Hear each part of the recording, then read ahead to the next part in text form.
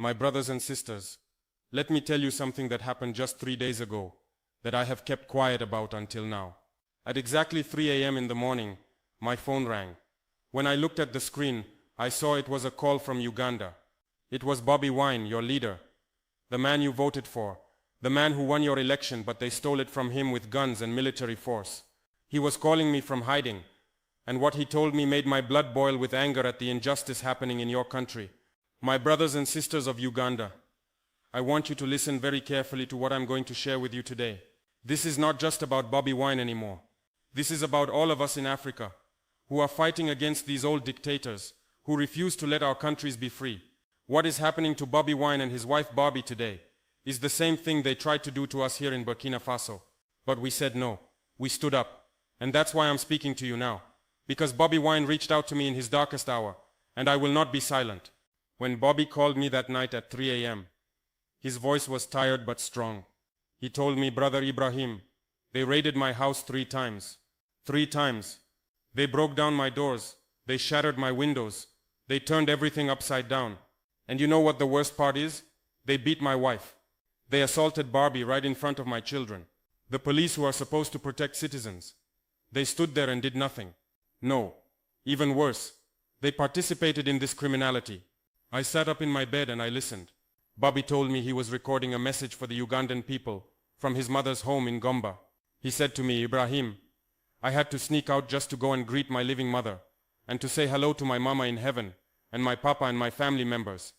I needed to get some love from home because out there it's just injustice every single day. Every day I'm hiding. Every day they're hunting me like an animal." You see, my brothers and sisters, when Bobi Wine told me this, I understood exactly what he was going through. Because here in Burkina Faso, we also suffered under leaders who thought they owned us. They thought we were their property, their slaves, their workers. Bobi explained to me something very important. He said, in a country under family rule, the ruling family is always above the law, and everybody else is just a worker, an employee. The police cannot say anything. They are captured. And you know what shocked me the most? Bobi told me that since the first raid, the second raid, and the third raid where they assaulted his wife Bobi, the police have not said one single word, not one statement. Usually the police in Uganda, they are very quick to come out and talk about everything. But when they attack the house of a presidential candidate, the man who actually won the election, they are completely silent. This is what we call a captured state, my brothers and sisters. Bobi also mentioned to me about your Human Rights Commission. He said they came to his house after the raid apparently to visit his wife and see what happened. But then after they saw everything, after they saw the destruction, after they heard about the assault on Bobi, after they witnessed all the criminality that was done at his house, nothing happened. They said nothing. They did nothing. They just disappeared like they were never there. I asked Bobi, what about the religious leaders? What about the church? What about the mosques? And you know what he told me? He said, "Ibrahim, a day before my wife was attacked, the interreligious community came to my house. They spoke to my wife. They saw everything was okay. But now after the raid, after the violence, I'm yet to hear their statement on what happened." This broke my heart, my brothers and sisters. Where are your religious leaders? Where are the Pentecostals, the born-agains, the Catholics, the Muslims? There are so many of them in Uganda, but they are completely mute, silent, like they have lost their voices. Bobi told me that yes, a few days ago, these religious leaders went and visited Bobi. They went through a series of police checks here and there. They managed to get access to the house. But after the raid, after the violence, not one of them is saying a word. This is shameful, my brothers and sisters. When the people of God see injustice and they say nothing, what kind of faith is that? Now let me tell you what else Bobi shared with me during that 3 a.m. phone call. He told me about the police spokesperson. You know what this police spokesperson said? He came out publicly and said that Bobi Wine is at his home, in his house, at his place. Can you imagine that? The police spokesperson is telling the whole country that Bobi Wine is at home, relaxing in his house. But what is the reality? What is the truth on the ground? The entire house has been turned into a crime scene. It is surrounded by military and police. No one is allowed to go in. No one is allowed to come out. The place is sealed off, like they are looking for a dangerous criminal. And yet the police spokesperson stands there and lies to your faces, telling you that Bobi is at home. What a shame. Bobi was very frustrated when he told me this. He said, "Brother Ibrahim, they think we are fools. They think Ugandans are stupid. But we know the truth. We see what is happening. And you know who confirmed the raid on the house? It was Museveni's son himself. That boy came out bragging, beating his chest like a gorilla, saying we did not beat up Bobi Wine's wife. We were just looking for her husband." But Bobi herself came out and told the whole world what really happened. She narrated everything. How they broke in, how they destroyed everything, how they assaulted her. The truth is there for everyone to see. My brothers and sisters, Bobi also told me about the threats he is receiving. He showed me the tweets from Museveni's criminal son. Let me tell you what this boy wrote. He said, "We stopped our search for Bobi for 24 hours on the instructions of the commander-in-chief. You see, even the way he writes Bobi's name, he writes it like he is mocking him." He continued, "Apparently, according to some sources, he wanted to surrender peacefully. He hasn't surrendered anywhere. Now our troops have orders to bring him in dead or alive. Dead or alive. Do you hear that, my brothers and sisters? This is the son of your president, together with the chief of defense forces, ordering troops to bring in a presidential candidate, dead or alive. This is the same kind of language they use for terrorists and dangerous criminals. But what is Bobi Wine's crime? He challenged a dictator in an election. He won that election. The people of Uganda voted for him in massive numbers. And because of that, they want to kill him." Bobi told me something that really touched my heart. He said, "Ibrahim, Museveni had to shut down the internet during the elections. He declared himself winner at gunpoint. The people rejected him across the country. But he used guns and military to stay in power. And now, because we challenged him, because we spoke the truth, they want to eliminate us." But you know what impressed me about Bobi during that phone call? Even with all these threats, even while hiding, even with his wife recovering from trauma, he told me, "I remain committed to freeing our nation from these savage criminals. I remain hopeful that the people of Uganda will have the last laugh. Deep in my heart, I believe we shall overcome someday." My brothers and sisters, this is true leadership. This is courage. When a man is being hunted like an animal, when his wife has been beaten, when his home is destroyed, when his life is in danger, and he still believes in the people, still believes in freedom, still believes in victory, that is a real leader. Bobi also told me something very important during our conversation. He said that Museveni's son normally posts these threatening tweets and then deletes them. But Bobi is smart. He takes screenshots of everything. Because you see, we are in an era where it is very hard to delete digital footprints. Everything is recorded. Everything is saved. The whole world is watching. And let me tell you what else this boy wrote. He said, "My soldiers did not beat up Bobi's wife. First of all, we do not beat up women. They are not worth our time. We are looking for her cowardly husband, not her." Can you see the arrogance? Can you see the disrespect?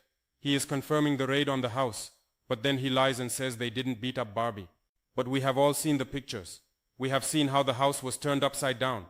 Window glasses shattered, door handles broken, ceilings damaged. It was complete destruction and chaos. My brothers and sisters, Bobi also shared with me the situation of his team. He told me about his deputy presidents. The deputy president for northern Uganda, Mathias Mapuga, continues to be missing. The deputy president for western Uganda, Jolly Mugisha, continues to be missing.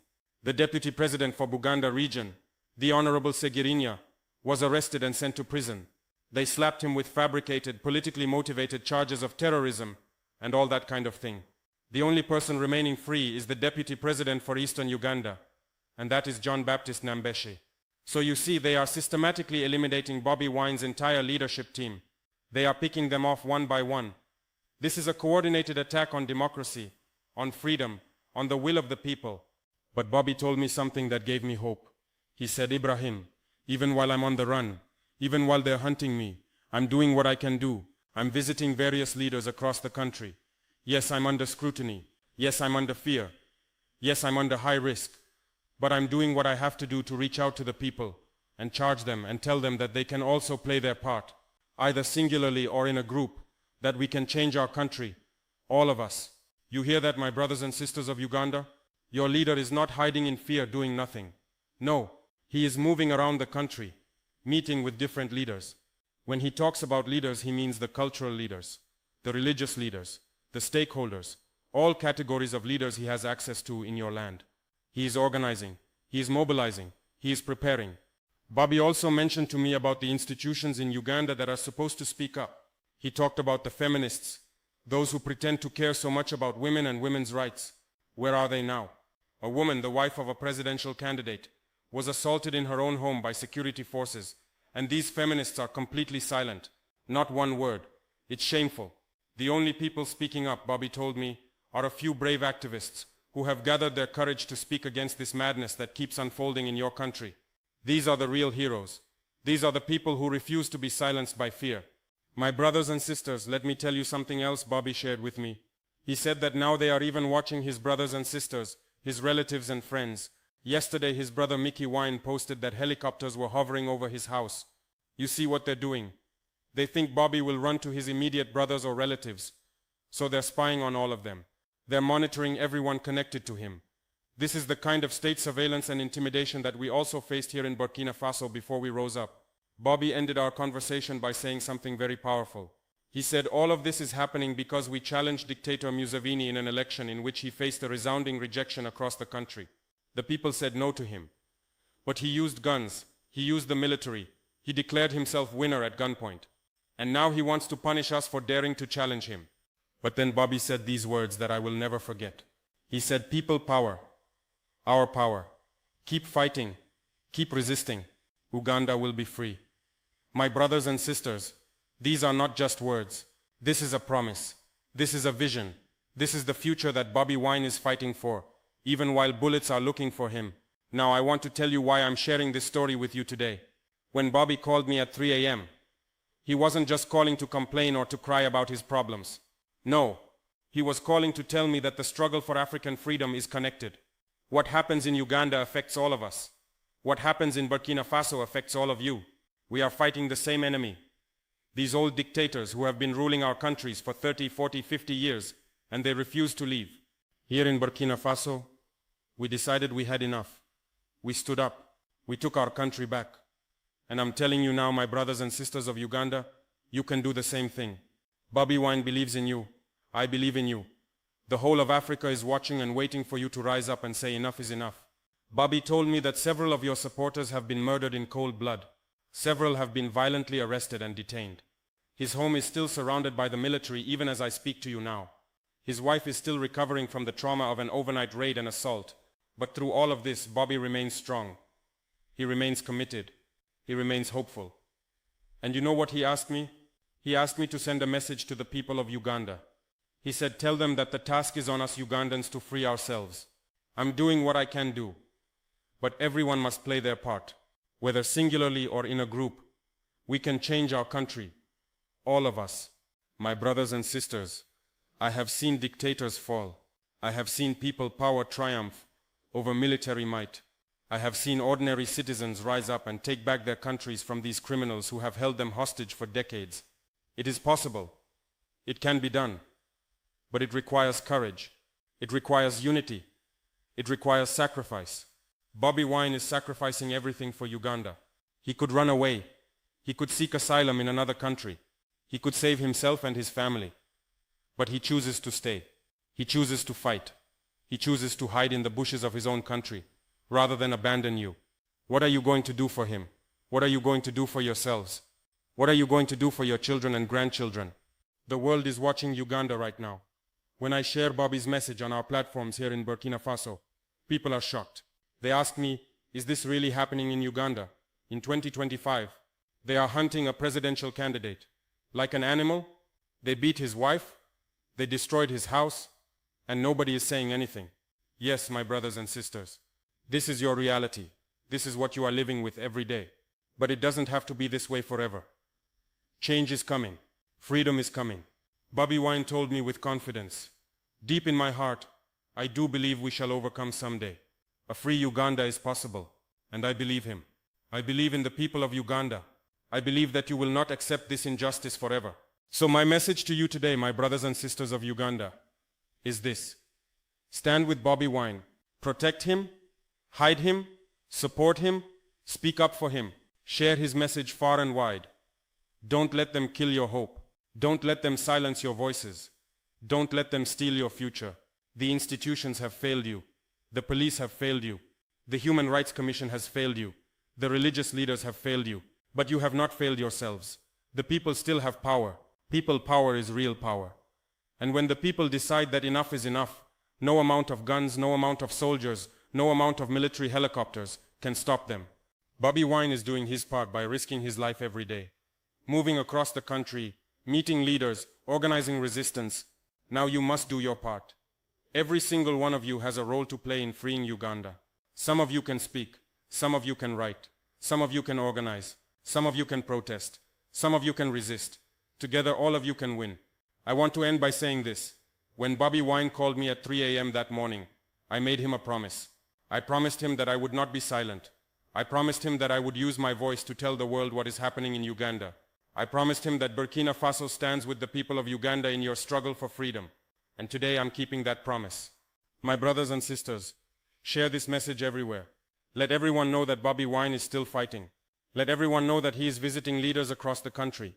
Let everyone know that despite the threats, despite the danger, despite everything, he has not given up on Uganda, and Uganda must not give up on him.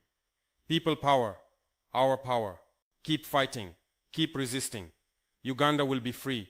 This is not just Bobi Wine's slogan. This is the truth. This is the future. This is your destiny. Rise up and claim it.